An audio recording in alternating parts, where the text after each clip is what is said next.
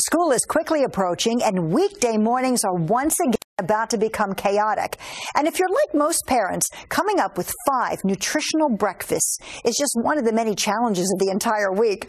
I'm here with Hollywood nutritionist Lisa De Fazio with some fantastic, really yummy ideas that no kid, big or small, is going to turn down. Lisa is the mom of a 5-year-old. This is Nicholas. Isn't he precious?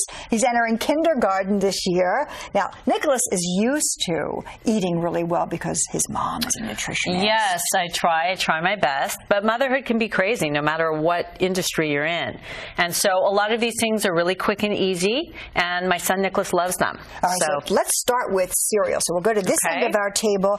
Now, this looks to me like a traditional Cheerio. What do you do with this? Yeah, so Cheerios are kind of boring and bland, and a lot of children don't like to eat fruit. So what we did is we kicked it up a notch. We threw in some carob chips for a little bit of sugar, some raspberries, some raisins, and the Cheerios have a lot of really good fiber.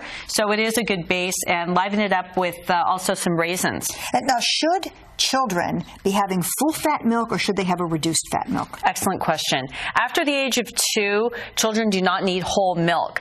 So 2% milk would be fine for that creaminess. If you're concerned a little bit about your child's weight, or if they can tolerate the fat-free, that would be number 1. But your kids do not need whole milk till they're 18. And then we have orange juice fortified with calcium? Yes, for sure. And again, a lot of good vitamin C. But don't give orange juice if you have a lot of sugar at the meal or if you already have fruit. So let's talk now about smoothies. This looks really great.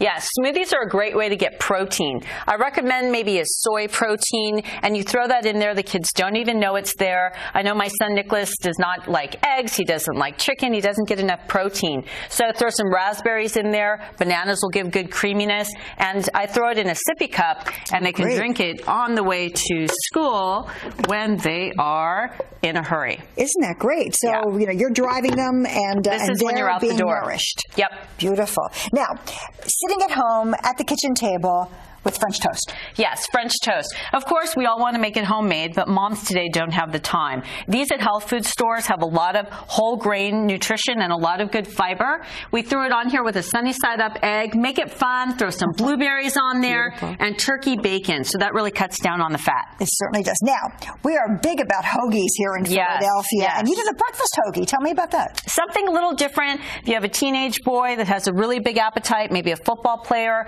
a lot of good protein there, and a lot of people are confused about margarines. I recommend Earth Balance or a Smart Balance spread, and it won't have the hydrogenated fat. And is this also turkey bacon in there, or Canadian bacon? This is actually Canadian bacon. Beautiful. Now, this is what we are calling our Tower of Power. Tower of Power. What do you have on this?